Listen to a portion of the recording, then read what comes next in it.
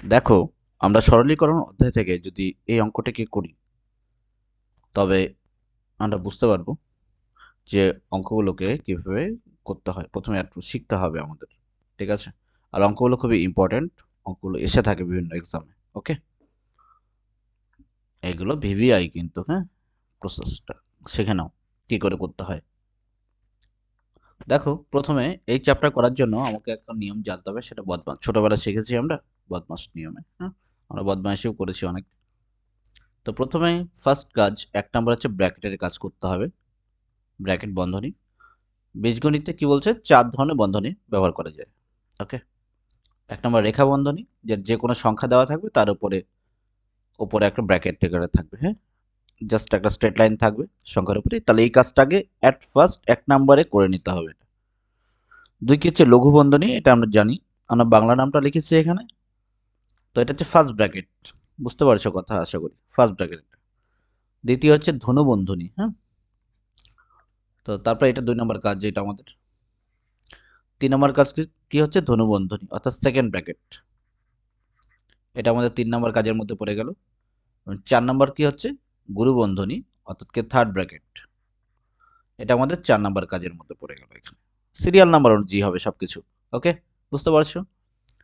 প্রথমে রেখা বন্ধনীর স্ট্রেট লাইনের উপর হবে কাজ হবে, যদি যদি থেকে থাকে। আর যদি কোনোটা মিসিং থাকে তারপরেরটা তুমি দেখবে। তারপরে first bracket, second bracket, third bracket. ব্র্যাকেটে কাজ হলো এখানে একটা নম্বর, তাহলে এখান থেকে আমরা এটা এক, দুই, তিন, চার, চারটা কাজ এখানে পাচ্ছি। প্রথমে অফের কাজ তারপরে আসবে, হলো। তারপরে এটা সেকেন্ড নাম্বার পজিশন এটা। তো এটাকে আমরা যদি এক নম্বর কাজ বলি, একের মধ্যে এক দুই তিন চার সিরিয়াল নাম্বার চলবে ব্র্যাকেটের কাজটা। এখানে একটা দুই নম্বর কাজ অফের কাজ, অফ মানে এর লেখা থাকে, হ্যাঁ। কিংবা ব্র্যাকেট দিয়ে, কখনো ব্র্যাকেট ধরো দেওয়া আছে, ব্র্যাকেটের আগে ধরো এখানে কোনো সংখ্যা লেখা আছে, তারপরে এখানে একটা থ্রি দেওয়া আছে, তাহলে এই যে এখানে যেটা লেখা থাকে না এই জায়গাটায়, এখানে এর গুণ বোঝায়, এই গুণটা আগে করতে হবে। এর মানেও কিন্তু গুণই, কিন্তু এর মানেও কিন্তু গুণ। ওকে, কিন্তু এই অফ দিয়ে যেটা লেখা থাকবে অর্থাৎ এর দিয়ে লেখা থাকবে সেই কাজটা আগে করতে হবে। না, ব্র্যাকেট সংখ্যার পরে যদি ব্র্যাকেট দেওয়া থাকে, সাথে কোনো চিহ্ন না থাকে মাঝে, তবে এটা। তিন নম্বর হচ্ছে কি ডিভিশন, অর্থাৎ ভাগের কাজ। এই চিহ্নের কাজটা করতে হবে, যদি চিহ্ন দেওয়া থাকে তবে, চিহ্ন দেওয়া থাকতে হবে। কথা বোঝা গেল? চার হচ্ছে মাল্টিপ্লিকেশন, হলো, মানে গুণ, গুণ চিহ্নের কাজ আগে করতে হবে। তারপরেই নাম্বার আসবে তোমার হচ্ছে অ্যাডিশন, অর্থাৎ যোগ। এবং সবার শেষে কি হচ্ছে, ছয় নম্বর কাজ হচ্ছে সাবট্রাকশন, বিয়োগ। হবে সাবট্রাকশন, কি হচ্ছে বিয়োগ হচ্ছে এখানে, মাইনাস। তাহলে এবার ম্যাথটা আমাদের চলে যাই, যে কি দেওয়া আছে। দেখো, ভাগ চিহ্ন এখানে আছে, মাঝখানে এল লেখা আছে, তাহলে এই কাজটাকে অ্যাট ফার্স্ট এখানে করতে হবে। কোনো ব্র্যাকেট দেওয়া নেই যেহেতু, বদমাসের মধ্যে এখানে ব্র্যাকেট দেওয়া নেই, তাহলে বিটা ক্যান্সেল হয়ে যাচ্ছে। বদমাস, এম এ এস, বি বাদ, এখানে ব্র্যাকেট কোথাও নেই। তো এর থেকে এটা এক নম্বর কাজ, দুই হচ্ছে ভাগের কাজ, তিন হচ্ছে গুণের কাজ, এম মানে, চার হচ্ছে তোমার যোগের কাজ, আর লাস্টে হচ্ছে বিয়োগের কাজ।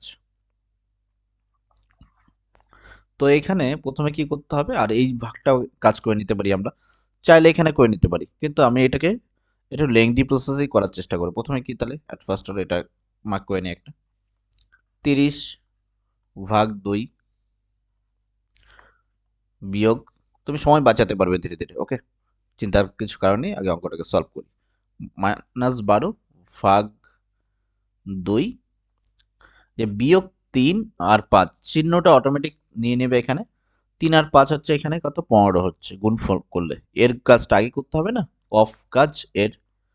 তাহলে -15, ঠিক আছে।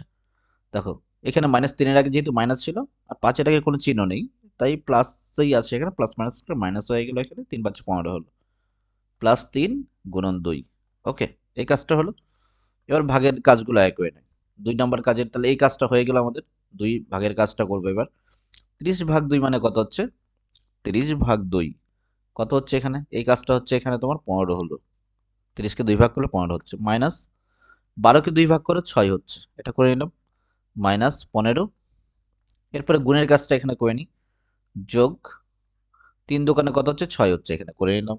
ওকে, এবার দেখো কি হচ্ছে, এবার যোগের কাজ আগে। এইখানে তোমাদের অসুবিধা হতে পারে, এটা দুইভাবে করতে পারবো আমরা।